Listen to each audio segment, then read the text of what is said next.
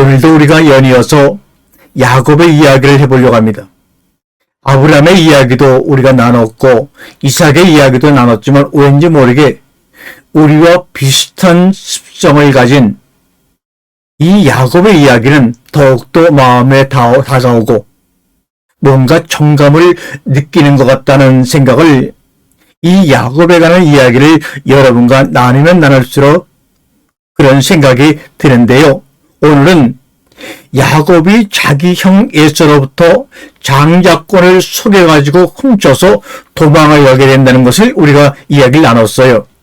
그런데 도망을 나왔지만 사실 갈 곳이 친척밖에 없었기 때문에 저 멀리 있는 하란에 있는 삼촌 라반에게로 야곱이 갔습니다. 그러나 라반에게 갔지만 다시 한번 삼촌과 큰 불화가 있었어요.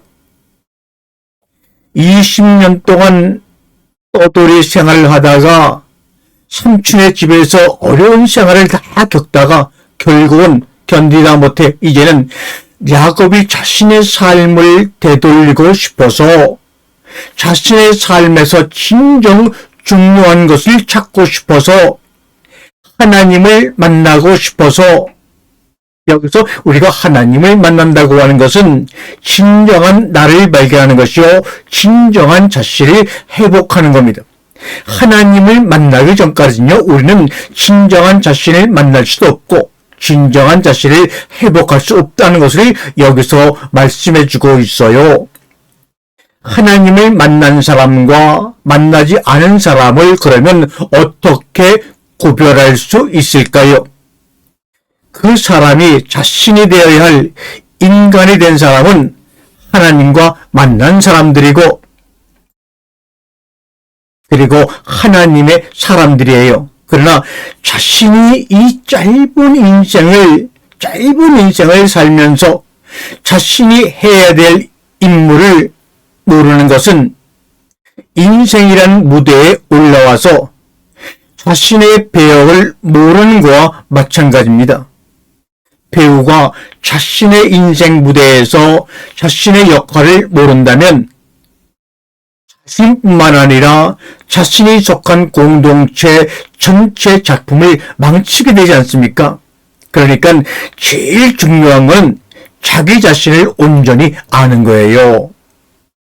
자신을 온전히 아는 그것을 우리 기독교에서는 성령 받는다 이렇게 얘기합니다. 뜨거운 불 같은 체험을 하고 병을 고치고 이러저러한 것이 아니라 자기 자신을 온전히 아는 것이 바로 성령을 받는 겁니다. 하나님의 형상으로 우리가 창조되었고 하나님이 우리의 코에 생기를 불어넣으셨고 했다는 것은 뭡니까? 바로 하나님의 영이 우리 안에 존재하고 함께하고 있다는 겁니다. 그러므로 자신을 온전히 아는 것은 바로 그 존재 성령을 받는다는 의미입니다. 성령을 우리가 충만하게 회복한다는 것을 이야기합니다. 성령을 받는다. 바울 선생님이 로마 사람들한테 보낸 편지에서 로마인들이 보니까 말이죠. 여러분이 너무 마시는 것과 먹는 것에 중독되어 있습니다. 그러므로 여러분은 여러분 안에 계신 성령대로 행하십시오. 여러분 안에 있는 피누마 하기야 성령이 여러분 안에 있는데요. 이 성령은 큰 뜨거운 집회나 음악이 강렬한 집회 속에 있는 것도 아니고 금식하는 가정 속에 있는 것도 아니고 성령은 우리들의 마음속에 인간들 마음속에 있는 거라고 바울 선생이 그렇게 강조하고 반복해서 이야기합니다. 우리가 어거스틴 이후에 2000년 동안 기독교의 기본적인 모든 것을 해석하는 뿌리가 되었던 원죄라는 것, 사실 이것은 다시 생각을 해봐야 되고 잘못된 교리요 어거스틴의 생각이지 성경에서 우리에게 말하고자 하는 내용은 아닙니다. 그러므로 원죄에 대한 깨달음, 이것은 결국은 회개와 핵심으로만이 증명되고 경험되어질 수 있는 겁니다. 진정한 내가 누군지 자기 자신을 온전히 알게 되면 이 창세기 2장 17절 원죄라는 말로 우리를 올감했다. 이것을 결국은 바로 깨달아 경험할 수 있는 겁니다. 그래서 오늘 야곱의 이야기를 통하여 우리가 함께 나누고자 하는 이야기의 제목은 바로 이렇습니다. 회개란 메타노이아, 회개하라, 천국이 왔다고 말씀하신 예수님께서 말씀하신 회개라는 것은 뭐냐? 진정한 나를 만난다는 의미입니다. 그러므로 진정한 나를 만나게 되면 바로 그 순간에 하나님으로부터 들려오는 소명, 부르심을 듣게 됩니다. 그래서 회개와 소명은 동반자다. 다시 말하면 코워커, 동력자라는 말입니다. 창세기 2장의 지식의 알매 나무를 통하여 진정한 자기 자신을 아는 겁니다. 우리가 선과 악을 알게 하는 나무, 이렇게 잘못된 번역을 2000년 동안 이어져 왔기 때문에 이것이 원전한 오해를 부른 거예요. 선과 악이 중요한 것이 아니에요. 이 히브리의 문법은 전혀 반대되는 두 개념을 같이 넣고 정부를 표현할 때 쓰는 방법을 여기서 지금 쓰고 있는 거예요. 선과 악은 전혀 반대의 개념입니다. 극과 극입니다. 그런데 서로 전혀 반대되는 것을 이렇게 같이 넣고 모든 것을 의미하는 뜻으로 쓰인 것이 바로 이런 히브리어의 간용어입니다. 그러므로 모든 지식의 알매 나무를 우리가 먹어야지만 진정한 내가 누구인지, 자기 자신이 누구인지를 아는 겁니다.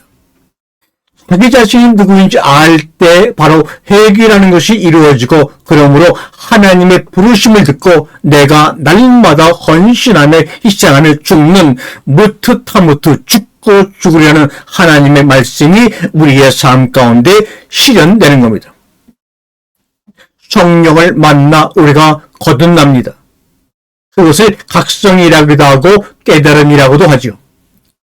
성령의 충만이란 땅에서 바람을 만나 위로 확 타올라가는 거예요. 그게 바로 번제 홀로코스트 아닙니까? 장자의 말로 표현하는 바닷속의 물고기가 고온이 변하여 붕이 되는 겁니다. 고온이 변하여 붕이 된다. 창세기 1장 5째 날에 물고기를 만들 때 이야기를 하고 있는 것 같아요. 작은 물고기가 변하여 바다를 뛰쳐올라 하늘에서 수천리가 되는 큰 물고기로 변하는 순간입니다. 물고기가 바다 위로 뛰어오르는 거예요. 그랬더니 저 멀리에 향기나는 꽃이 하늘에 피었다는 것 아닙니까? 우리가 하나님을 믿는다고 하는 것은 진정한 나를 만났다는 표현입니다. 흙 속에 감춰진 보화를 발견하는 순간이지요. 그럴 때 우리는 모든 것을 스스로 자발적으로 내려놓고 희생하며 헌신하게 되지요. 우리 인간들 마음속에 있는 자신이 회복해야 될 자기 자신을 기독교에서는 성령이라고 하는 거예요. 성령은 받는 것이 아니라 성령을 회복해야 합니다. 하나님의 성령은 처음부터 지금까지 우리를 떠난 적이 없어요. 그래서 성령을 회복해야 합니다. 영어로는 return이라고 말을 하지요. 회개라는 말이 뭐냐? 리턴하라, 돌아서라. 리턴이라고 하는 것은 가던 길을 멈춰서 다시 돌아가라는 뜻 아닙니까? 컴백이라는 뜻이에요. 뭐를 늘친다는 말도 맞는 말이지만 거기에 가장 진실한 말은 자기 자신을 알기 위해서 자신이 하지 말아야 하는 것들을 인식하고 깨달아야 됩니다. 자신을 객관적으로 제3자의 눈으로 3인칭의 눈으로 응시해야 돼요. 이것이 바로 기도입니다. 그러므로 회개는 기도요, 기도는 회개가 되는 것이고 또 소명으로 연결되고 자발적인 희생과 헌신이 이루어지는 것입니다. 그 기도할 때 우리가 무엇을 해주세요, 무엇을 해주세요 그렇게 요청하는 것이 아니라 기도를 할 때 내가 하지 말아야 할 말, 내가 하지 말아야 할 행동, 내가 하지 말아야 될 생각들을 제거할 때 저절로 하늘에서 우리가 알지 못하는 우리에게 가장 소원인 그 응답이 이루어지는 거예요. 그래서 자신들이 원래 가야 할 그 길로 들어설 수가 있습니다. 이게 바로 행복이에요. 들어서는 것을 뭐라고 했냐? 유대인들은 토라라고 말했어요. 토라. 이 토라라는 말은 뭐냐? 바로 길이라는 뜻입니다. 예수님이 I am the way, 나는 길이요라 할 때 그 길이 바로 토라라는 말입니다. 그 길에 다시 바로 들어서라 이거예요. 리턴하라 그 말입니다. 그 길로부터 이탈하지 말아라. 이탈하다란 말이 무슨 뜻이냐면 히브리어로 말하면 하타라는 말입니다. 하타. 길에서 이탈하는 사람을 하타라 그래요. 이것이 우리나라 말로 뭐라 그럽니까? 심리적으로, 정신적으로, 신학적으로 다시 해석하자면 하타라는 말, 길을 이탈하다는 말은 바로 우리나라 성경에는 죄를 짓다, 죄라고 번역해 놓았어요. 그러면 죄를 짓는다는 것은 무엇이냐? 무엇일까요, 여러분? 우리가 자신에게 주어진, 우리가 걸어가야 될 그 유일한 길을 모르는 거예요. 이게 바로 하타, 죄예요. 자기 자신이 누구인지 무엇인지 온전히 모르는 것. 이것은 하나님을 만나지 못했기 때문에 그래요. 하나님을 만나지 못했다고 하는 것은요, 진정한 자기 자신을 회복하지 못했다 이런 말이에요. 이것을 성경에서는 구약이나 신약에서 모두 다 하타, 하마르티아, 죄라고 성경들은 말하고 있죠. 그러니까 우리가 말하는 원죄라고 하는 것은 그런 어거스틴이 얘기한 것처럼 뭐 선악을 알게 한 나무의 열매를 먹었다, 불순종했다 이런 뜻이 아니라 원점에서 원래 가야 될 그 길을 이탈하고 벗어났다는 뜻으로 원점에서 벗어났다는 뜻으로 원죄라고 우리가 명명한다면 그것은 원죄라고 이야기해도 가능하겠죠. 이게 인생에서 가장 큰 죄가 바로 원죄죠. 원점에서 내가 들어서야 될 길, 내가 가야 될 길, 내가 누군지 모르는 것, 이것이 바로 원래 가장 큰 죄입니다. 이게 바로 원죄예요. 자신이 돼야 될 인간이 되지 못하는 것, 이게 바로 원죄예요. 그래서 우리 인생이라고 하는 것, 인생이란 무대에 올라가서 그저 그냥 남을 시기하고 남을 부러워하고 괜히 남이 뭐라고 하는 그 말에 따라서 남의 역할만 하다가 쓸쓸히 인생에서 내려와요. 죽어요. 그러면 대부분의 사람들이 그렇게 인생을 살아요. 여러분 그렇지 않습니까? 그래서 자신을 객관적으로 제3인칭의 눈으로 깊이 응시해야 돼. 이게 바로 참된 기도입니다. 그래서 기도할 때 자신이 원래 가야 할 길로 돌아설 수 있는 거죠. 그 길로 다시 들어서라, 회개하라, 천국이 왔다. 예수님이 그렇게 처음에 간절한 마음으로 말씀하신 것 아니에요. 이제는 어거스틴 이후에 기독교를 지배하던 그런 먹고 안 먹고 순종 불순종 죽고 안 죽고 이런 문자에 매인 축자적인 그런 유치한 교리에서 우리가 벗어나야 돼요. 그런 해석에서 벗어나야 돼요. 어거스틴도 우리가 그렇게 어거스틴의 말을 오해하고 원죄라는 그런 올무에 우리가 붙잡혀 있을지는 아마 상상도 못하고 있을 거예요. 그래서 어거스틴이 마지막 저서로 철회라, 내가 말한 모든 것을 다 이렇게 내가 포기하고 폐기하고 철회한다는 책을 썼지만 이 지구상에서 그 책을 번역을 거의 안 했어요. 다른 책들은 수없이 번역했지만 그 철이라는 책은 미국서 한 번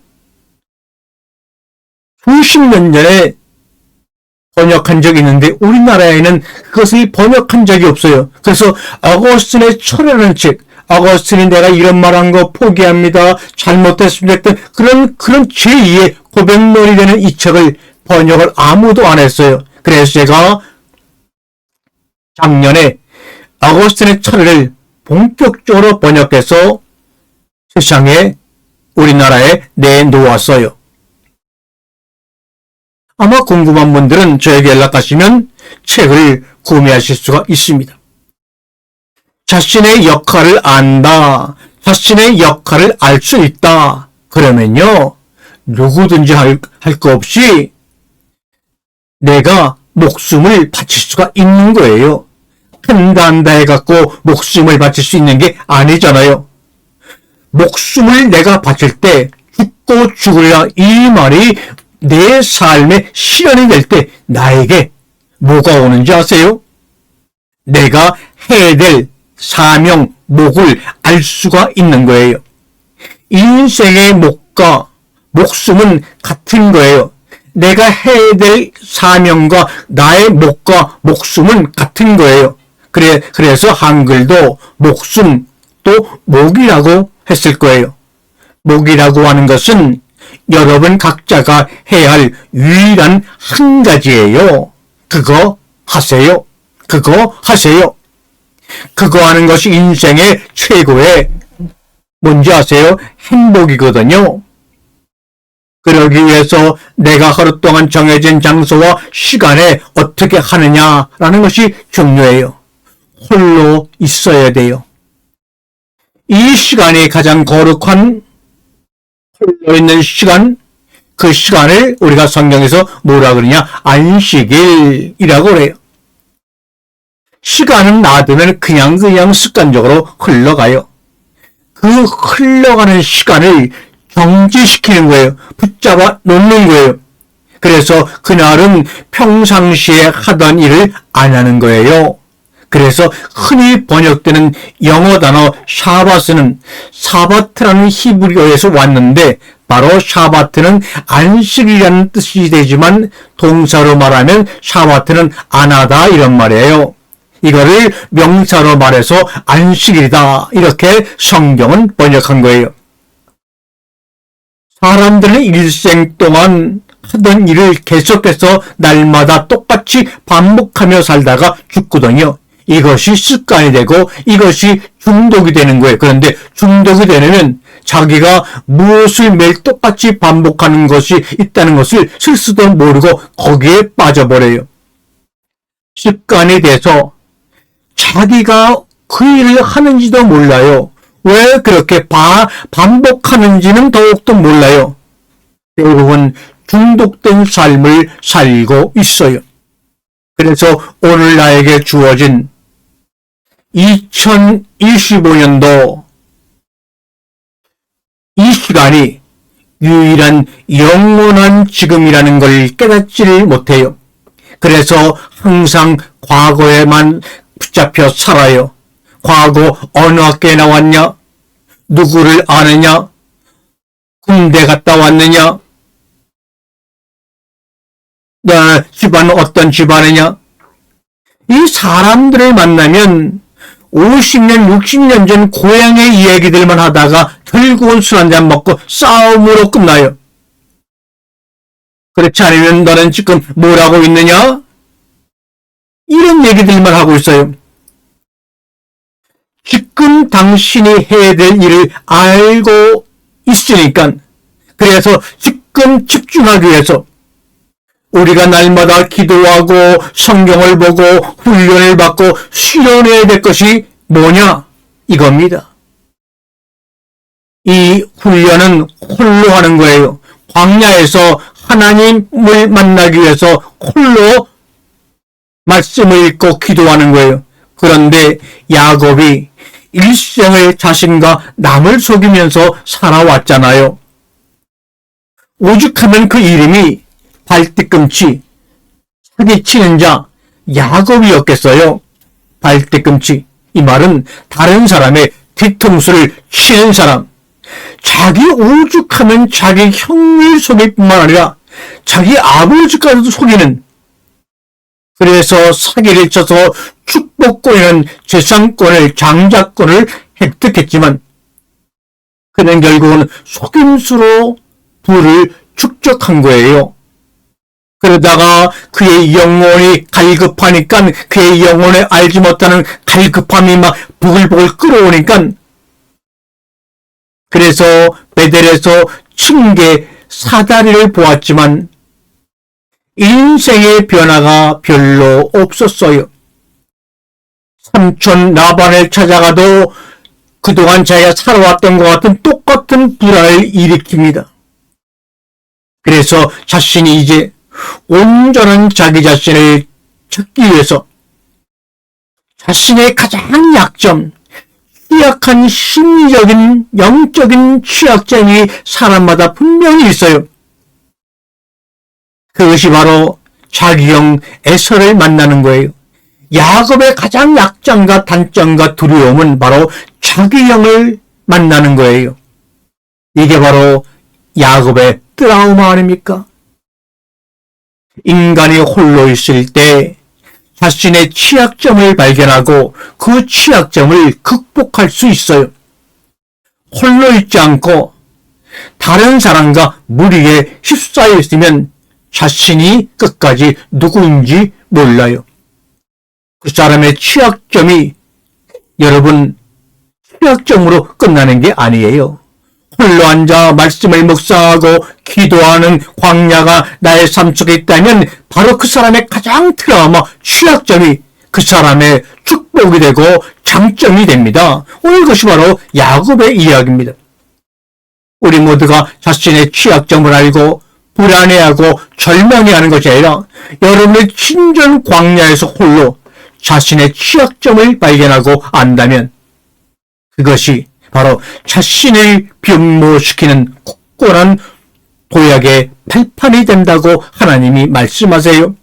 그래서 자신의 취약점을 알기 위한 시간과 공간이 바로 뭐냐? 그게 바로 홀로 있는 거예요. 하나님 앞에 홀로 무릎을 꿇는 거예요. 이 시간 오늘 야곱이 우리가 깨닫고 각성하는 이야기를 나누려고 합니다. 야곱과 형 에서가 만나는 장면이 바로 창세기 32장 아닙니까? 성서 전체 이야기 중에서 가장 흥미진진하고 감동적인 얘기 중에 하나가 아닐까 합니다. 그래서 심리학자 프로이드나 융도 이 32장의 내용에 대해서 해석해 보려고 얼마나 노력을 했는지 몰라요. 저도 이 32장의 내용을 오랫동안 읽어봤고 설교도 해봤어요. 그러면서 오랫동안 제가 고민했던 내용들을 오늘 제가 여러분들과 함께 나누려고 합니다. 들어갑니다.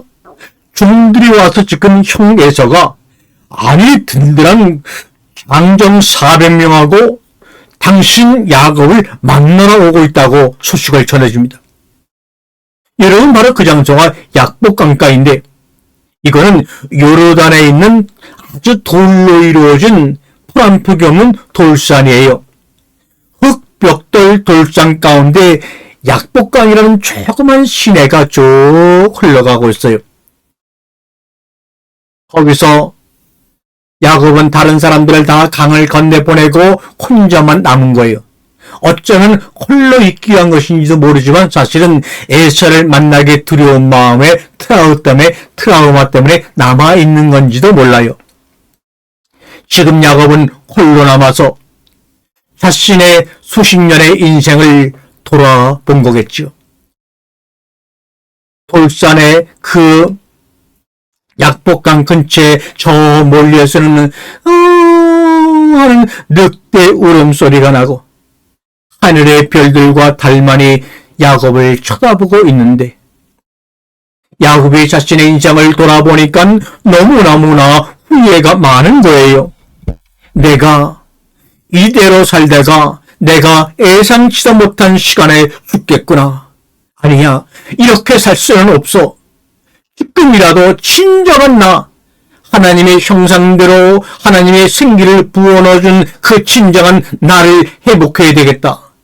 성령을 회복해야 되겠다 하는 깨달음과 결단이 마음속에서 일어난 거예요.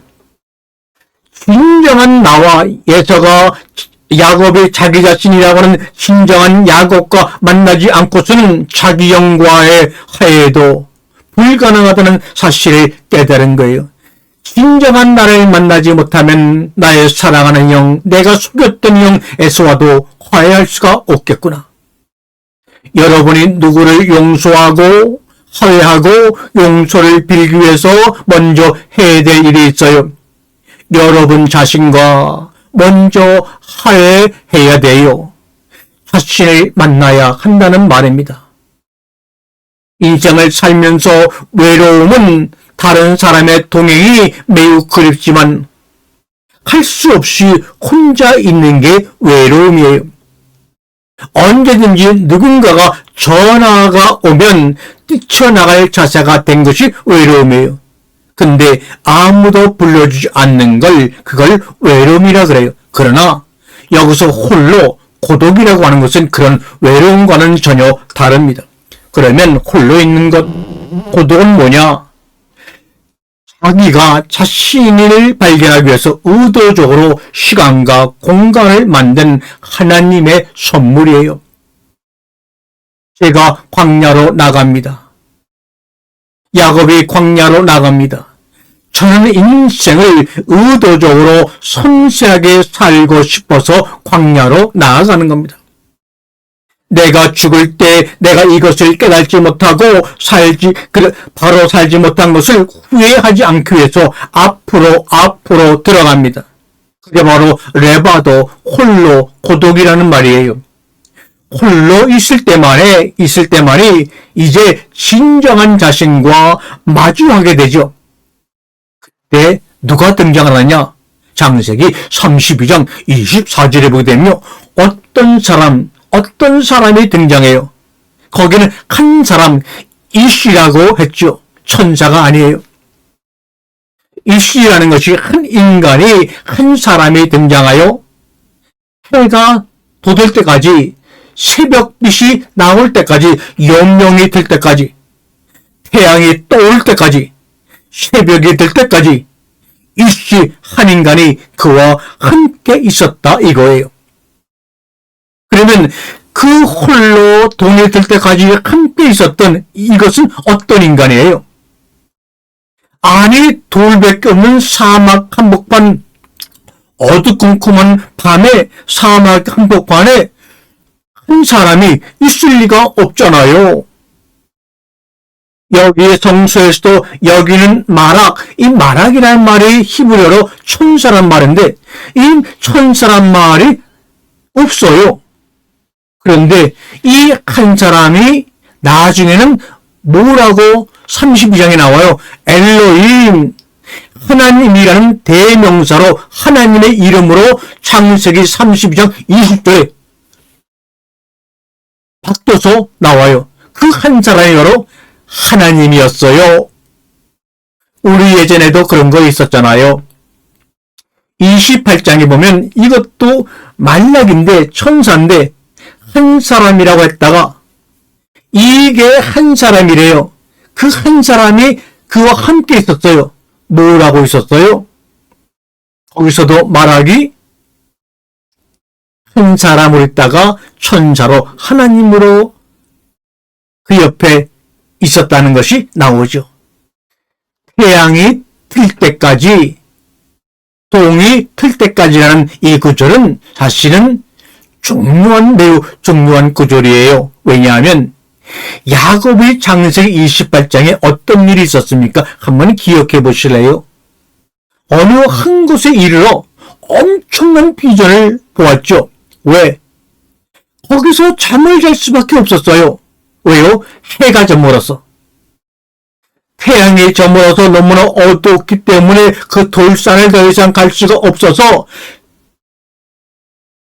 잠을 잘 수밖에 없었어요. 창세기 28장에서 32장까지의 야곱의 영적인 상태 변화를 이야기하고 있는 거예요. 날이 저물어서 잠을 잘 수밖에 없었는데 오늘 32장에 보니까 봄이 터서 날이 밝아서 이렇게 말하는 겁니다. 지금까지 비전은 잠깐 보았고 확신이 없이 근본적인 변신이 없었어요. 그래서 날이 어물어서 잠 가운데 어둠 속에 살고 있었던 거예요. 20년은 긴 기간 동안 나방과 함께 살았지만 열심히 일하고 근면성실하게 일하고 많은 돈도 또 모았지만 그러나 실제로 영적인 눈으로 보게 되면 야곱은 어둠 속에 계속 있었던 거예요. 그런데 언제까지 어둠 속에 있었을까요? 태양이 떠 오를 때까지, 여명이 비출 때까지 뭘 했다고요? 씨름했어요. 태양이 떠오를 때까지 그 야곱의 20년 이상의 삶은 씨름한 거예요. 여러분, 씨름은 좀 달라요. 인생은 여러분이 올림픽에 레슬링 선수로 나간다 그러면요, 상대방이 나보다 강하고요, 상대방이 나를 공격하는데 이 상대 선수가 전혀 내가 예상치 못한 그 시간에 갑자기 공격을 해요. 늑탁없이 공격을 해요. 그래서 언제든 내가 늑탁없이 공격하는 것을 대비해야 돼요. 그런데 이 상대 선수가 막 나를 공격하다가 내가 허벅지 쪽이 아파요. 그런 소문이 났어요. 그러면 그 사람은 어디만 공격을 해요? 내 허벅지만 공격을 해요. 지금 어떤 사람이 이 허벅지 움푹 들어간 데가 있죠. 움푹 파인 데요. 아마 다 있어요. 지금 거기만 공격을 합니다. 거기를 어떤 사람이 아주 박살내버립니다. 지금 인생의 결정을 내야 되는 거예요. 야곱이 지금 어떤 사람과 씨름하는 거예요. 우리의 인생은 씨름입니다. 인생의 불행은 늑닥없이 이 시간에만 여기만 오지 말라고 한 그것을 공격한다는 거예요. 어떤 존재가 그래서 야곱이 홀로 남았는데 어떤 한 사람이 여명이 들 때까지 그 사람과 씨름하는 장면이 나오죠. 그러나 애초부터 이길 수 없는 게임이요, 씨름이었어요. 한 사람이라고 표현하지만 보면 엄청난 사람이었겠죠. 그러면 이 한 사람이 누구냐? 저는 여러분 자신이라고 생각합니다. 야곱이 돼야 될 위대한 야곱, The Greater Jacob이에요. 지금까지 야곱은 수십 년 동안 아주 하나님의 형상이요 생기를 부여받은 그런 사람인지도 모르고 지금까지는 어둠 속에서 스몰 제이콥, 스몰 야곱으로 살았어요. 그런데 위대한 그레이트 제이콥, 위대한 야곱이 되기 위해서는 완전히 이전에 조그만 이기적인 남을 속이는 세상에 제일 똑똑한 척 하는 그런 작은 스몰 제이콥 야곱이 완전히 부서져 가루가 돼야 돼요. 그래야만 그래서 위대한 야곱이 등장을 해서 조그만한 야곱을 아주 원사이드하게 일방적으로 이기는 게임이에요. 그래서 어떤 한 사람이 나타났대요. 한 사람, 바로 어떤 한 사람은 바로 여러분이 돼야 될 여러분 자신의 위대한 여러분 자기 자신입니다. 지금 한 사람이 야곱과 붙었대요. 그래서 인생의 이 씨름이라는 것이 인생의 고난이요, 고통이요, 절망이요, 어려움일 수도 있고 환난일 수도 있고 죽을 수밖에 없는 질병일 수도 있고 가난일 수가 있거든요. 여러분이 지금 처한 상황일 수도 있고 이거 이겨야 되는 거예요. 이거 반드시 이겨야 되는 거예요. 이게 뭐냐? 과연 여러분이 원하는 그런 삶을 살기에 적당한가를 지금 시험하는 거예요. 이 창세기 22장에 등장했던 하나님이 아브라함을 시험했다 하는 것과 같은 거예요. 시험이라는 것은 정말로 공부를 지지리도 못하는 사람, 그런 사람에게 시험 안 해요. 특별한 사람만 시험 당합니다. 특별히 성경에서는 특별한 사람에게만 인간이 감당할 수 없는 불가능한 시험을 줍니다. 성서에서는 오직 욥과 아브라함과 예수님 이 세 사람만 하나님으로부터 직접 시험을 당했습니다. 욥과 아브라함과 예수님입니다. 그랬죠. 특별한 시험을 세 사람만이 당했어요. 과연 이스라엘 12지파, 이스라엘이라는 이름에 걸맞은 이름일까? 지금 한 사람을 통하여 시험한 거예요. 그런데 그 시험이 너무나 혹독한 거지요. 너무나 혹독한 거예요. 혼자 있을 때 예수님께서도 십자가를 지시기 전에 겟세마네 동산에 홀로 가신 거예요. 씨름을 냈다는 것은 씨름을 할 때 그 사람의 진정한 뭐가 드러나요. 그 사람의 본질이 가치가 드러나요. 어떤 사람인지 알게 돼요. 모든 것이 다 잘 진행될 때는 세상살이가 잘 나갈 때는 진정 그 사람이 내가 누군지 몰라요. 그러나 그 사람에게 실패를 주어보고 그 사람에게 가난을 주어보고 그 사람에게 시련을 주어보고 그 사람에게 질병을 주어보면 그 사람의 진정한 가치가 나오는 거예요. 거기서 하나님의 형상이 들쳐 나오는 거예요. 여명이 될 때까지. 그래서 여명이 트나 봅니다. 이 이야기의 마지막에 드디어 동쪽에서 해가 떠올라요. 여명이 터요. 여명이 팍 깨어난다. 그랬어요. 여기 이제 보세요. 여명이 틀 때까지 이 튼다는 말이 올라온다. 태양이 올라올 때까지 날이 새도록 이라는 히브리어로 아라아드예요. 아라아드. 이 아라아드라는 히브리어가 무슨 말이냐? 바로 홀로코스트. 홀로코스트라는 것은 뭡니까? 전체를 태우는 것, 번제를 드리는 것이 바로 홀로코스트. 그러면 태양이 확 올라온다, 태양이 뜬다고 하는 이 아라아드라는 말은 나 자신을 전체 다 홀로 태워버리는 겁니다. 유대인은 상상도 할 수 없는 고난을 수천 년 동안 받아오고 있는 인간입니다.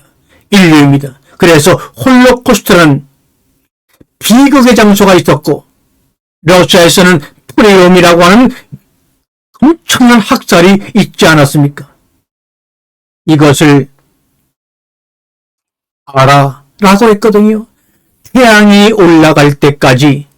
근데 이 단어 하나하나가 전부 다 메타포 상징적이에요. 그래서 과연 야곱이 태양을 올릴 수가 있는지, 만약에 이 사람과의 씨름에서 지게 되면 태양이 안 올라가는 거예요. 태양이 트지 못하는 거예요. 야곱은 그래서 영원히 어둠 속에 사는 것밖에 없어요. 그리고 이스라엘 12지파도 없는 거예요. 아브라함으로 시작한 이 족장의 역사가 야곱이 어떤 사람과 씨름에 치게 되면 아브라함 이후의 모든 족장의 역사가 완전히 막을 내리는 거예요. 그런데 정말 태양이 올라갈 것인가? 안 올라갈 것인가?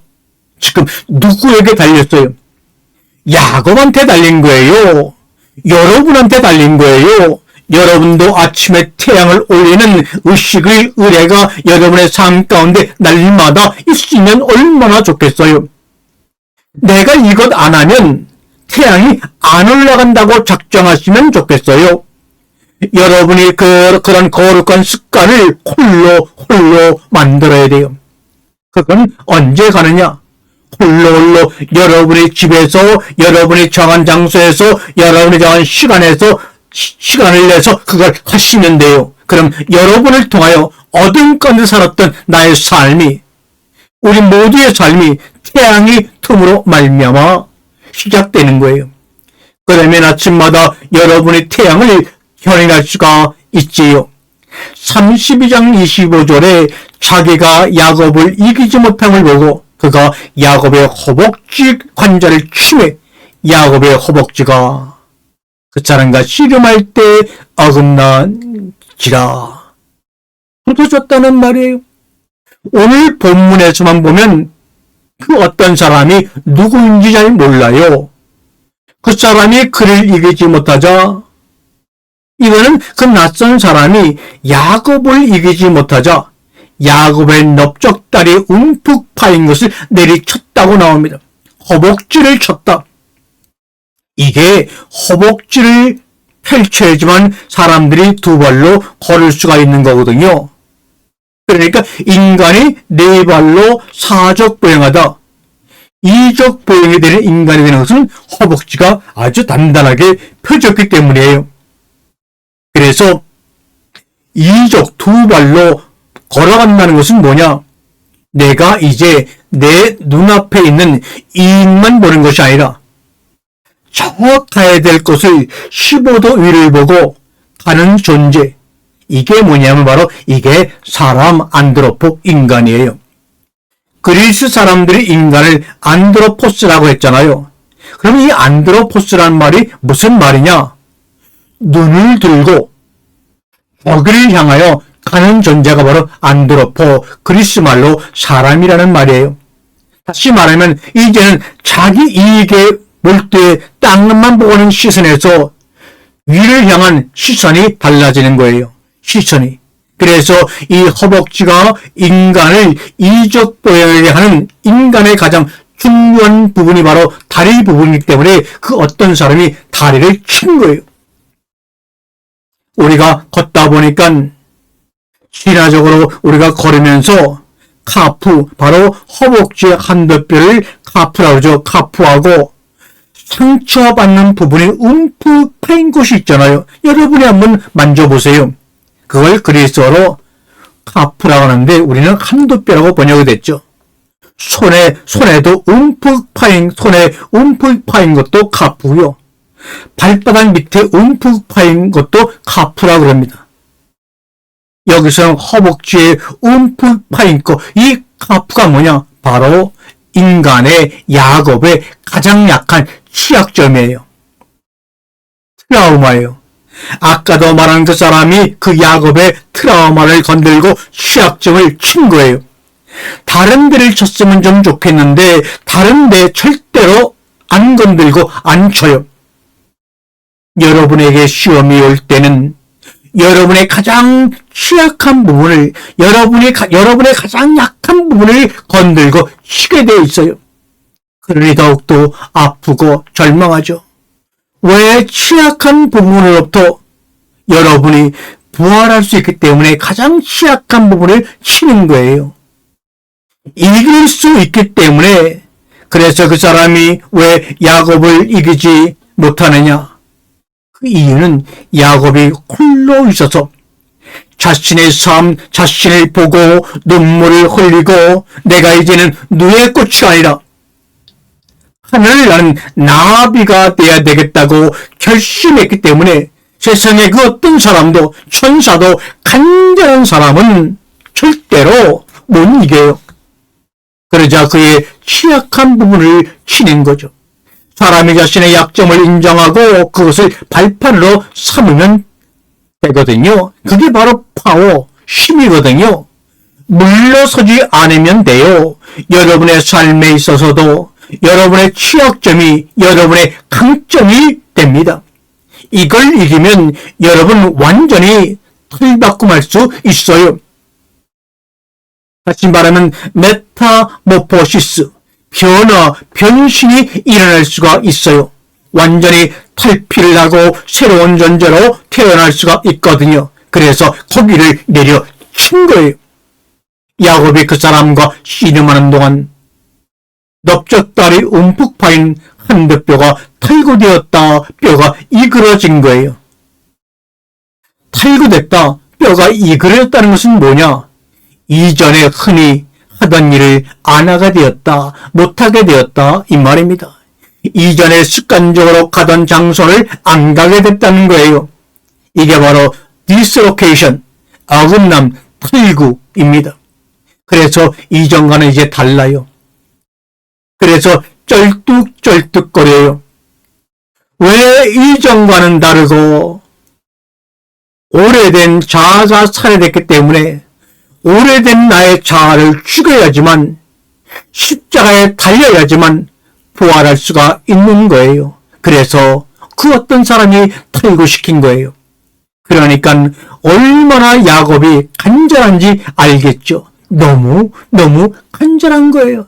그런 간절함이 이 방송은 여러분 가운데 일어나야 돼요. 야곱은 자기 인생이 자기가 봐도 너무나 더럽고 싫은 거예요. 경내미가 떨어지는 거예요. 그렇기 때문에 자신을 변화시키기 위해서 목숨을 내놓고 자신의 참된 복을 찾으려고 지금 그러고 있는 것 아닙니까? 그래서 이 다른 어떤 존재가 그를 다리를 완전히 망가뜨렸어요. 완전히 망가져서 더 이상 걷지 못하게 만들어 불구로 만들었던 거예요. 불구로. 그것이 25절이에요. 불구로 만들었는데도 불구하고 야곱이 잡은 손을 놓지 않는 거예요. 내가 이 기회를 놓치면 더 이상 나는 죽은 사람이기 때문에, 과거의 사람이기 때문에 나는 놓을 수가 없다 이거예요. 그러자 그 어떤 사람이 이건 사실 실제로 일어난 일일 수도 있고 여러분의 마음속에 꿈속에 일일 수도 있는 거예요. 여러분의 마음속에 일어난 일일 수도 있어요. 그 사람이 야 이놈아 나를 좀 놓아줘라. 왜냐하면 여명이 트고 있기 때문입니다. 여명이 트고 태양이 올라오고 있어요. 여기서 여명이 트고 있다는 건 뭡니까? 이 존재는 언제만 온다고요? 밤에만 오는 거예요. 어둠 속에만 오는 거예요. 낮에는 오지 않는데 왜 밤에는 뭐냐? 혼자 있는 시간이기 때문에 여명이 지금 트고 있는 겁니다. 알라 화샬라, 태양이 뜨고 있기 때문에 너 왜 자꾸만 아직까지 날 붙잡고 있느냐? 나를 좀 놔줘 이거예요. 이건 다른 의미로 여명이 트고 있고 내가 이제 가야 되는데 내가 이렇게 나를 붙잡고 있구나. 도대체 나에게 뭐를 원하길래, 내가 원하는 것이 무엇이냐? 이런 뉘앙스가 담겨 있는 말이에요. 그러자 내가 나의 본질, 나의 본성을 바꾸겠습니다. 내가 나 자신을 혁명시키겠습니다. 혁명, 이름을 바꿔야 되는 거예요. 이 혁자가 가죽 혁자인데, 가죽에는 여러분 두 가지가 있는 것 아시죠? 가죽 피가 있고 가죽 혁자가 있어요. 가죽 피는 그냥 껍데기를 벗긴 거예요. 그러나 명품 구두 가죽이나 명품 가죽 잠바는 천년이 지나도록 부드러워요. 왜 그런지 아세요? 우선 이 가죽이 자신이 안전하다고 생각하는 동물의 몸뚱이에서 벗겨내야 돼요. 다시 말하면 떠나야 되는 거죠. 이탈시키는 거예요. 떠난 다음에 거기에 있는 기름하고 털들을 다 뽑아내죠. 그 다음에 뭘 하는지 아세요? 소위 말해서 태닝을 해, 태닝. 태닝이라고 하는 것은 화학용품이 들어가는 것이다가 이 가죽을 집어넣어요. 그러면 가죽이 어떻게 되느냐? 부들부들해지죠. 그 태닝을 하기 전까지는 가죽이 아주 뻣뻣해요. 이 태닝하는 것을 우리가 무드질이라고 하거든요. 무드질을 안 하면 가죽이 뻣뻣해 갖고 구두나 옷이나 이런 것을 만들 수가 없어요. 태닝, 무드질, 그럼 유연해지죠. 그러면 가죽의 부드러움이 영구적이 된다고 합니다. 그걸 혁명이라고 해요. 혁명이 뭐냐? 자신의 이름을 바꾸는 거예요. 이름을 바꾸는 것은 뭐냐? 창세기 12장이 아브라함한테 말한 것처럼 너의 고향과 너의 친척과 너의 집을 떠나는 것, 너의 모든 기득권을 버리는 것이 바로 혁명, 이름을 바꾸는 거예요. 그 다음에 무드질은 뭐냐? 그걸 가지고 화학용품에 들어가서 그냥 계속 무두주를 비벼대는 거예요. 이것은 인생의 죽을 고생을 하는 거예요. 고향을 떠나고 친척을 떠나고 집을 떠나서 내가 가지고 있는 모든 것을 버리고 떠나서 죽을 고생을 하는 거예요. 그게 바로 무두질이에요. 지금 씨름해야 되고 그럴 때 인간이 무두질을 당해가지고 유연해져요. 이게 바로 혁명가의 모습입니다. 지금 자기 혁명하는 거거든요. 여명이 튀고 있어요. 그리고 아주 중요한 말이 나오죠. 당신이 나에게 복을 주지 않는 한 내가 절대로 당신을 못 보내주겠소. 당신이 나에게 복을 주지 않는 한 바라크라는 단어가 등장을 해요. 이 바라크가 복이라는 뜻인데 신기하게 26절에 허벅지와 한도뼈가 등장하죠. 허벅지와 한도뼈. 몸의 신체에 관련된 용어들이 지금 이 32장에 막 등장합니다. 이 바라크라고 하는 이 단어는 무릎이라는 히브리 명사에서 만들어진 단어예요. 그러니까 축복이라는 말은 무릎이라는 말이에요. 그러면 허벅지, 야레크, 한도뼈, 카프, 무릎, 이 지금 허벅지, 한도뼈, 무릎이 다 나오는 거예요. 그러니까 이 발에 연관된 그런 용어가 3개나 나와요.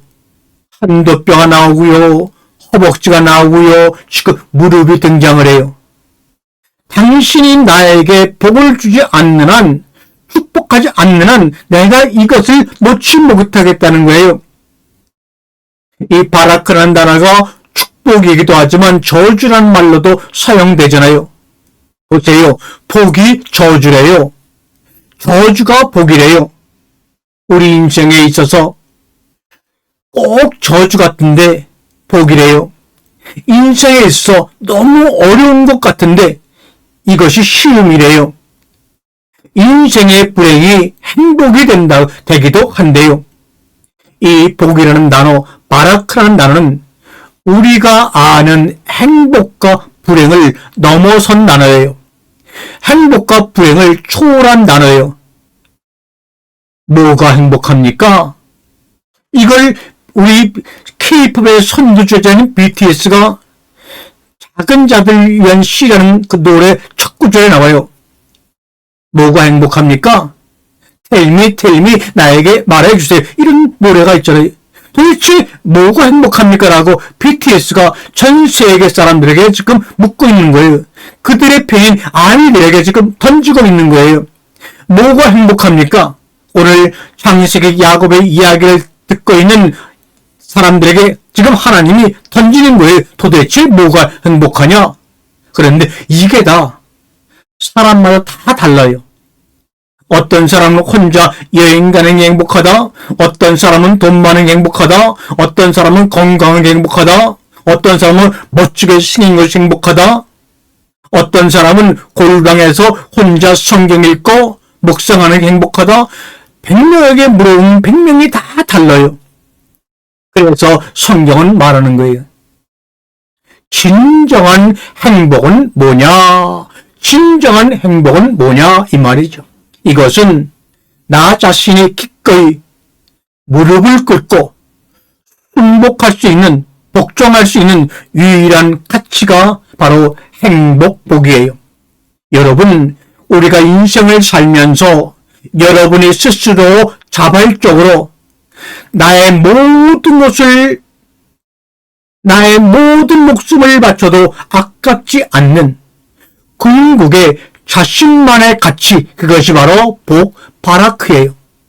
그렇기 때문에 다른 사람에게는 저주처럼 보일 수 있지만 저렇게 목숨도 정말 죽어가고 목숨을 던지는 고난 가운데 있다고 많은 사람들이 저주받았다고 하지만 그러나 아니에요.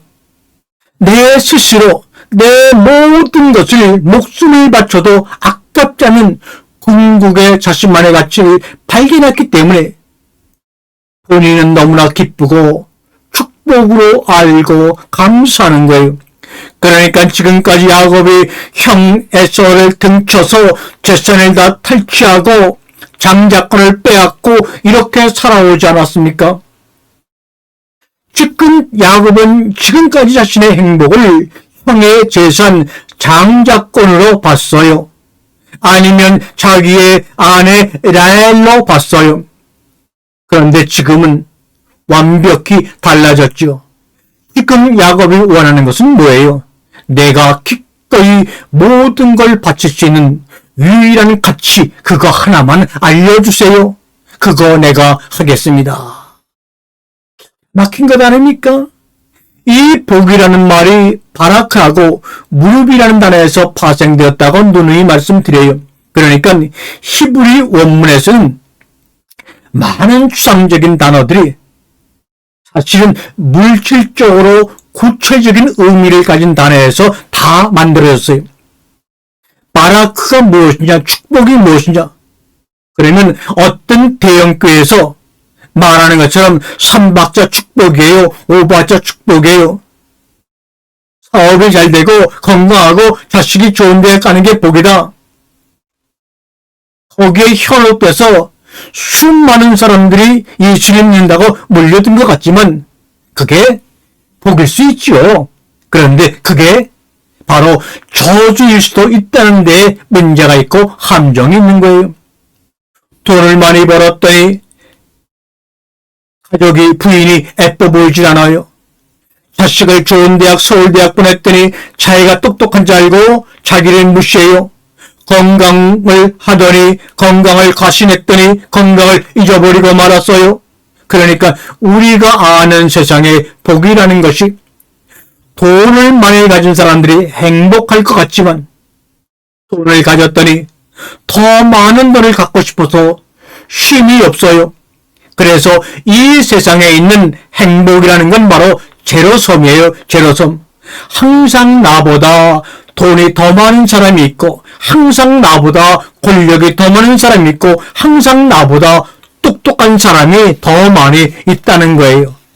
아까도 말씀을 드렸지만 자신에게 어울리는 단 한 가지를 못 찾을 때, 그래서 지금 야곱이 뭐라느냐, 나의 바라크, 내가 행복할 수 있는 유일한 한 가지를 알려주세요. 이렇게 지금 굉장히 옷깃을 붙잡고 이야기하는 거예요.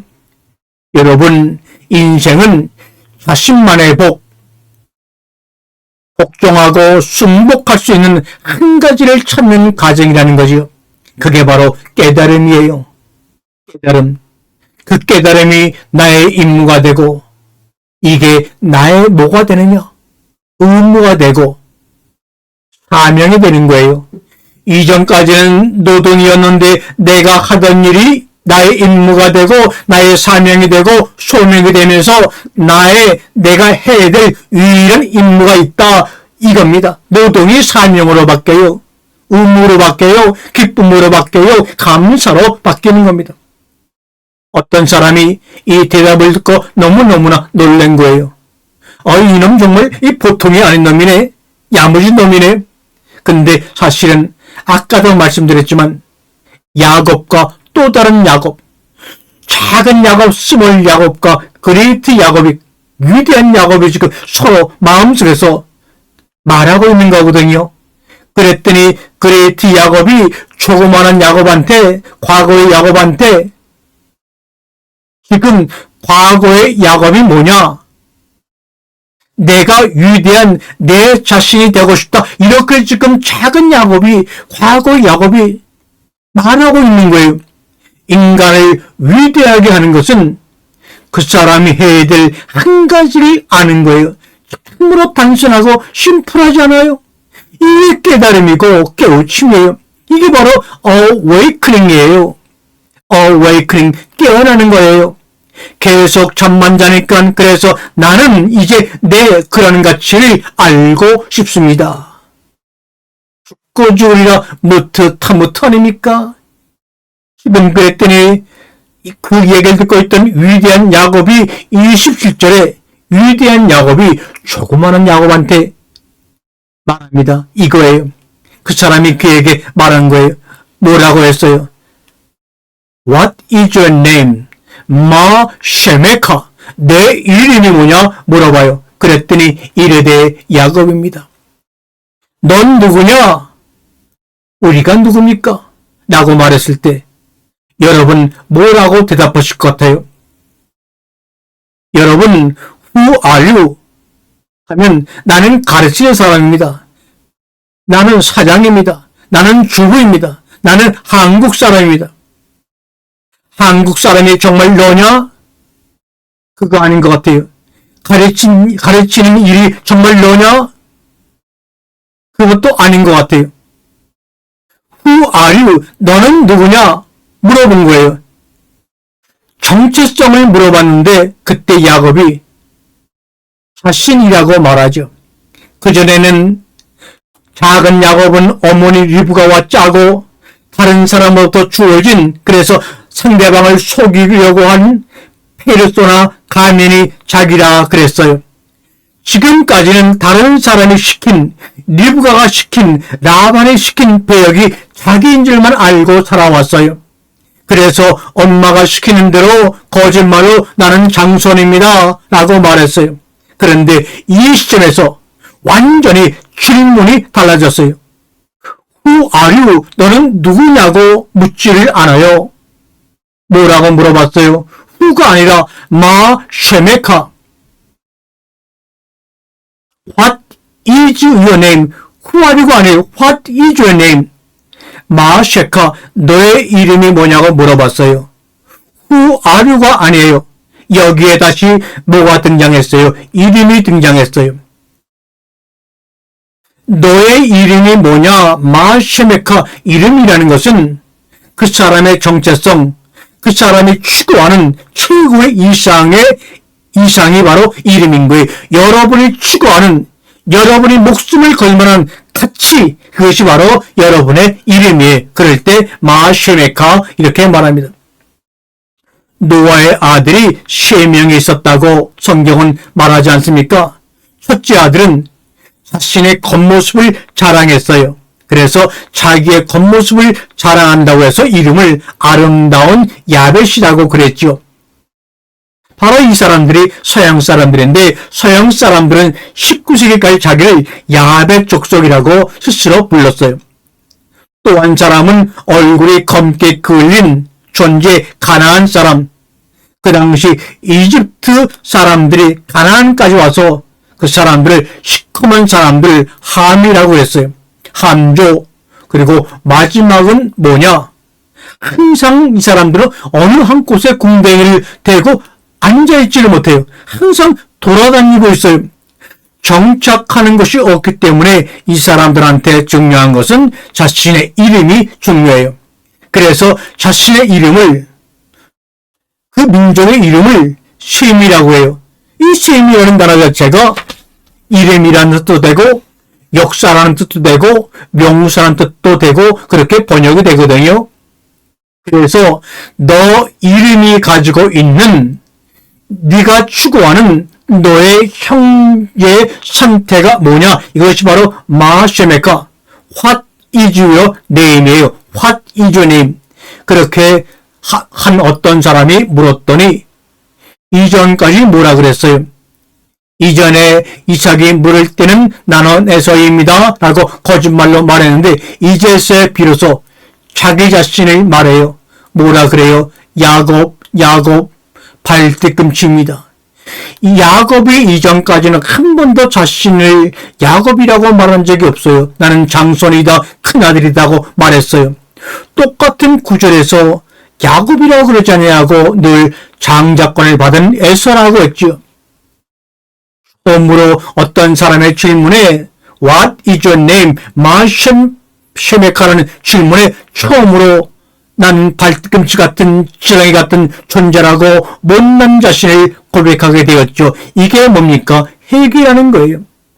회개라는 의미의 그 간절한 뜻이 풀이가 된 것이 바로 창세기 32장의 참 회개란 자기 자신을 있는 그대로 표현하는 거예요. 저도 겉으로는 목사요 가르치는 사람이지만 보게 되면 야곱이에요. 지렁이 같은 존재란 말이에요. 자기 자신을 있는 그대로 표현할 때 기적이 일어나거든요. 숨기지 말고 아주 창피한 자기 자신을 처음으로 그 어떤 사람에게 표현한 거예요. 그 사람한테 야곱이 말합니다. 저는 야곱입니다. 넌 누구냐? 나는 형의 재산을 갈취한 사기꾼이면서 이름의 뜻은 발뒤꿈치입니다. 라는 것으로 자기가 누구인지를 정확하게 말하는 겁니다.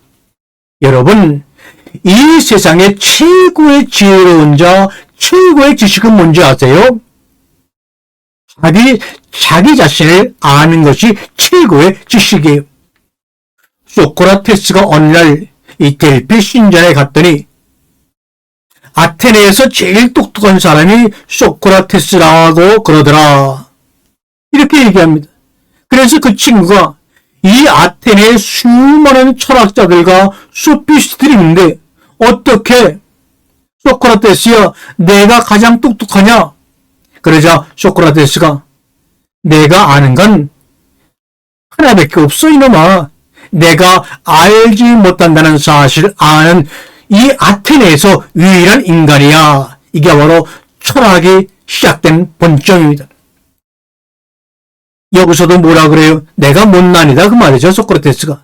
내가 바보라는 것을 소크라테스가 인정한 거예요. 내가 바보고 내가 못난이라는 것을 인정한 사람이 그 수많은 아테네 사람 중에 소크라테스가 유일했다는 거예요. 거기서 바로 철학이 나온 겁니다. 지금 서양 철학의 모든 것은 소크라테스와 플라톤의 그 이야기를 해석하고 주적한 거 아닙니까? 다윗이 야곱이 난 뒷발꿈치입니다. 인간의 획기적인 전환, 획기적인 거듭남, 획기적인 회개는 자기 자신을 즉시하고 그대로 인정할 때만이 일어나는 거예요. 이것을 고백이라고 합니다. 이 어거스틴은 여러분 아시다시피 354년 로마의 식민지인 북아프리카 타가스테에서 태어났어요. 그런데 이 어거스틴의 어머니가요, 지금 강남 파락군의 엄마들과 같이 아주 교육률이 대단했어요. 그래서 가역 공부를 열심히 어거스틴에게 시켰어요. 이 변들이 시골 마을 타가스테가 아니라 그 당시 최고의 대도시인 카르타고에서 유학을 보내서 학교를 다니게 해요. 대단하지요? 그러니까 지금이나 그때나 정말 그 자식들을 가르치려고 하는 그 엄마들의 치맛바람은 다 있었던 것 같아요. 그래서 카르타고에서 학교를 다니게 해서 그 당시에 가장 돈을 많이 벌고 정말 사람들로부터 칭송을 받는 직업이 변호사이기 때문에 어거스틴에게 야, 너 카르타고에 가서 열심히 공부해 변호사가 돼봐.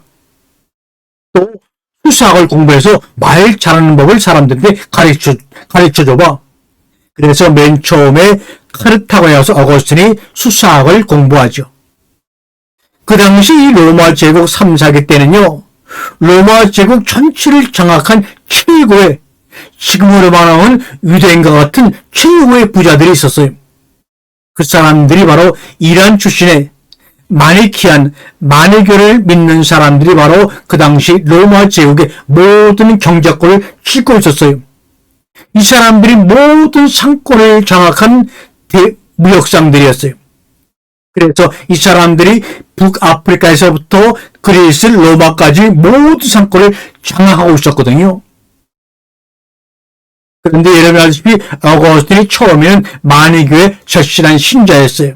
그런데 이 모든 상권을 지배하고 있는 이 마니교 무역상들의 추천으로 당시 밀라노에 대성당이 있는데 거기에 주교가 암브로시스라는 주교예요. 거기에 이 밀라노 대학의 철학과 수사학 교수로 이 촌동네 어거스틴을 거기에 교수로 돈 많은 부자들이 추천하니까 그 밀라노 대학에서 안 받아줄 수가 없죠. 그리고 또 그러면서 어머니가 기독교를 믿고 있었는데 그 하나님의 말씀이 너무나 좋으니까 너 이왕 밀라노 간 김에 밀라노 성당에 가서 그래서 성경도 읽고 설교도 들어라 이렇게 요청합니다. 그러나 어거스틴 그동안 철학이나 수사에 비해서 성서의 수준이 너무 떨어진다고 무시하고 있었거든요. 그런데 오늘 밀라노 대성당의 대주교 암브로시우스의 설교를 듣고 어거스틴이 조금씩 변하기 시작을 해요. 그래서 밀라노 근처에서 친구들과 뭘 읽냐면 당시 이집트의 수사들의 정기를 읽기 시작합니다. 그러면서 점점 더 감동을 받아요. 이 수사들이 이런 엄청난 금욕생활을 하면서 어떻게 하나님을 찾고 만났을까? 여기 자기 제일 친구 몇 명이 함께 와서 읽고 있지 않았습니까? 그래갖고 막 읽고 있는데 갑자기 어거스틴의 마음속으로 이상한 소리가 들리는 거예요. 그 유명한 얘기죠. 바울이 다메섹 도상에서 이상한 소리를 들은 것처럼 어거스틴에게 라틴어로 톨레레 라는 그 하나의 단어가 들리는 거예요. 이 말은 무슨 말이냐? 집어들고 읽어라. 톨레레. 집어든다는 것은 뭐냐? 톨레레라는 말이 라틴어인데 집어들어라 이런 말이잖아요. 여기서 터널이라는 말, 톨게이트라는 말이 나왔죠.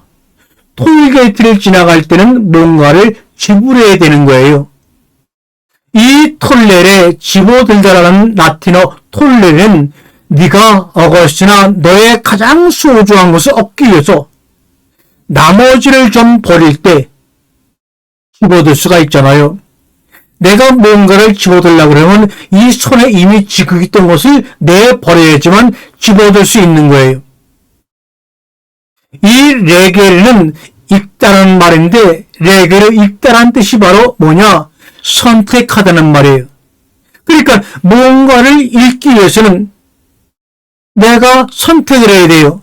이미 내 손에 쥐고 있는 것을 다 내려놓고 내가 알고 있는 것을 다 포기하고 새롭게 집어야 돼요. 그게 바로 톨레레. 내가 지금 너의 소중한 것, 가장 가치 있는 것을 얻기 위해서는 네가 이미 가지고 있고 손에 쥐고 있는 것을 내려놓을 수 있느냐? 이것이 톨레레고 이것이 바로 읽다라는 라틴어 레게르의 뜻이에요.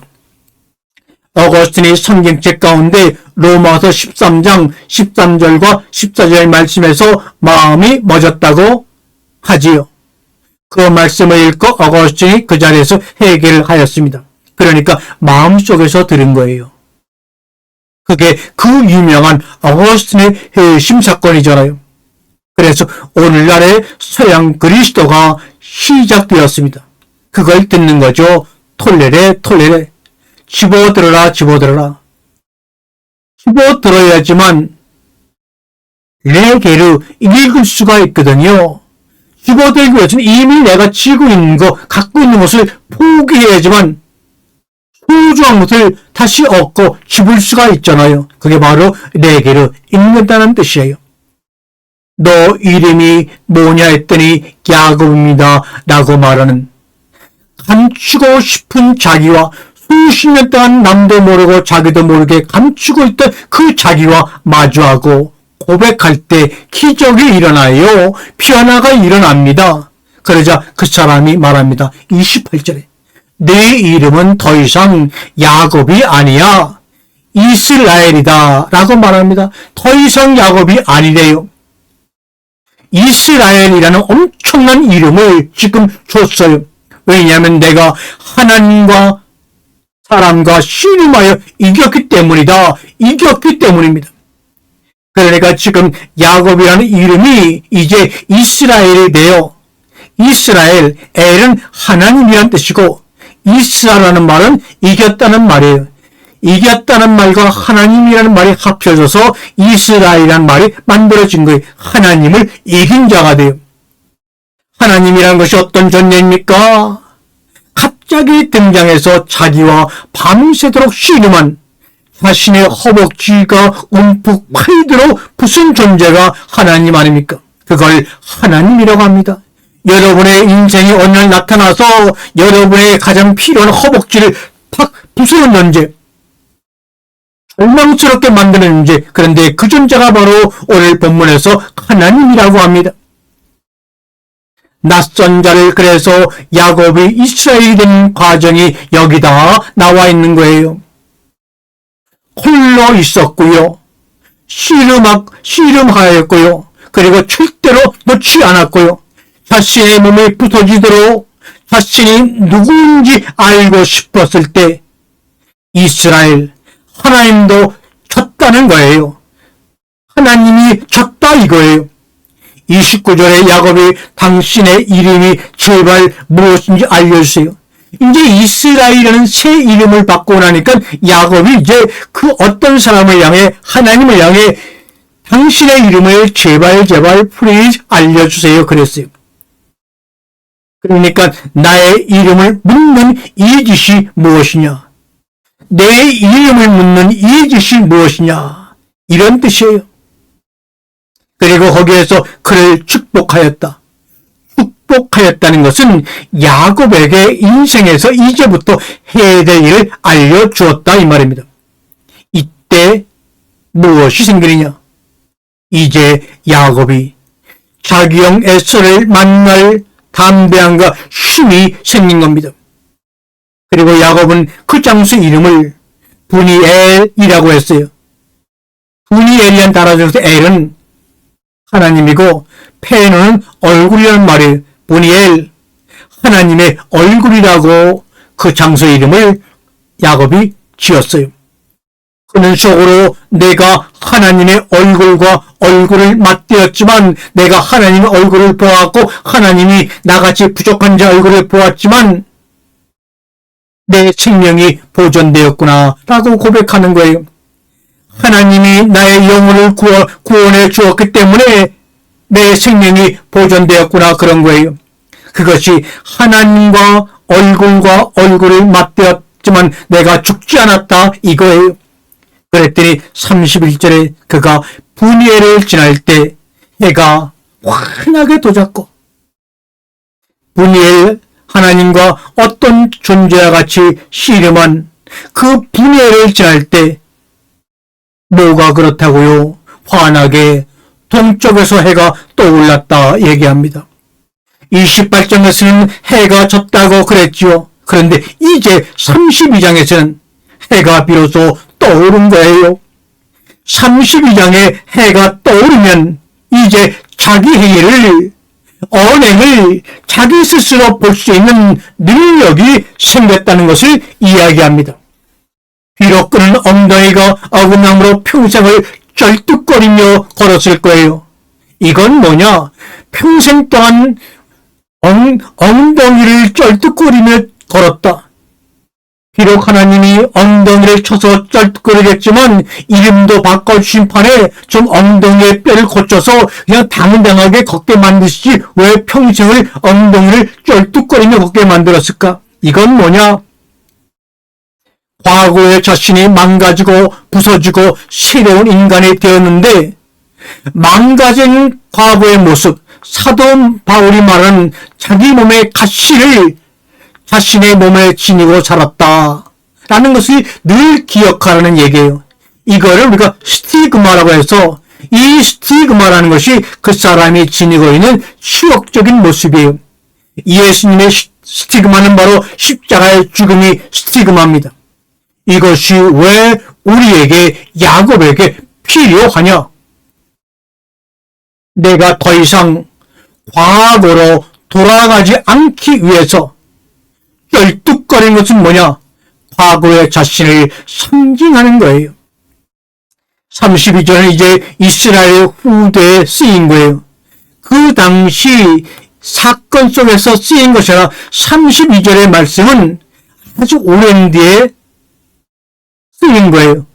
후대에 쓴 걸로 어떤 에피소드에 대한 설명을 나중에 갖다 붙인 문구예요. 밤에 나타난 그 어떤 사람이 야곱의 허거지 관절에 있는 엉덩이 뼈를 쳤으므로 이스라엘 사람들은 오늘날까지 엉덩이 뼈의 심줄을 먹지 아니하더라. 이건 뭐예요?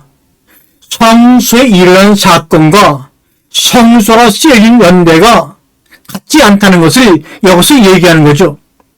아니, 오랜 전에, 수백 년 전에 야곱의 허벅지를 쳐서 쩔뚝거렸기 때문에 그 뒤에 그의 후손들은, 이스라엘 사람들은 오늘날까지 엉덩이의 심줄을 먹지 아니하더라.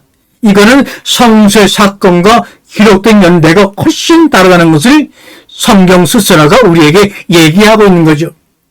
오늘날까지 짐승의 엉덩이뼈 심줄은 먹지 않는다.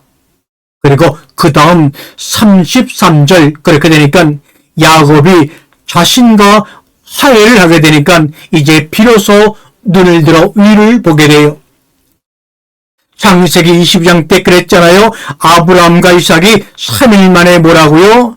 땅에서 시선을 돌려 눈을 들었더니 그곳에 안 보이던 모리아산을 보게 되었잖아요.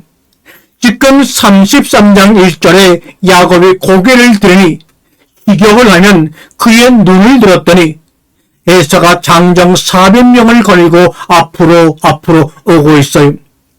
이전까지는 어떻게 했어요? 에서를 봤을 때 죽을까봐 겁이 엄청났죠. 도망치려고만 했어요. 400명이 온 거예요. 그래서 야곱은 아이들 레아와 라헬 두 여종들에게 나누어 맡기고 두 여종과 그들에게 낳은 아이들을 맨 앞에 세우고 레아와 그의 아들을 그 뒤에 세우고 라헬과 요셉은 맨 뒤에 세워 따라오게 했잖아요. 요셉이라는 단어가 신기하게 등장해요. 왜요? 요셉이라는 인물은 이제 창세기 37장부터 50장까지 등장하는 성경의 주인공이거든요. 이미 암시하고 있는 거예요.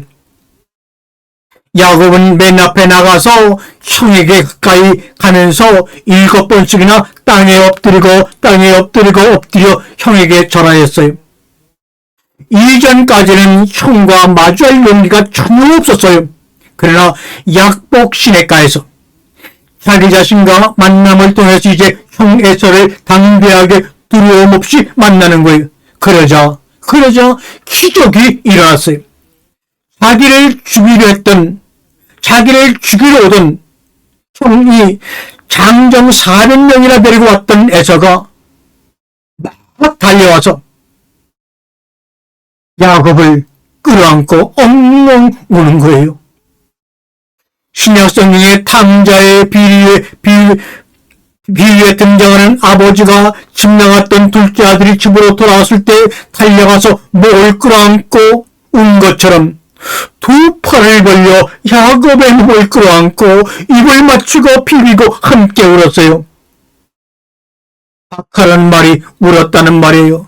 함께 울어버렸어요. 한 마음이 되었어요.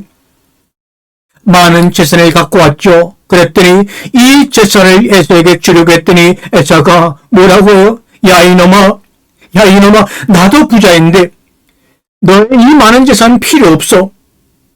그래서 화해를 하는 해피 엔딩 스토리가 오늘 이 야곱의 스토리요. 감격입니다. 그래서 이 32장이 우리가 하나님을 어떻게 만나야 되느냐, 그 방법과 만났을 때 우리가 어떤 태도를 취해야 되느냐, 그리고 끝까지 그 이후에 주어지는 복까지 자세하게 설명해 주시는 중요한 내용을 여러분과 함께 오늘 나누었습니다. 매우 감사합니다. 샬롬 샬롬.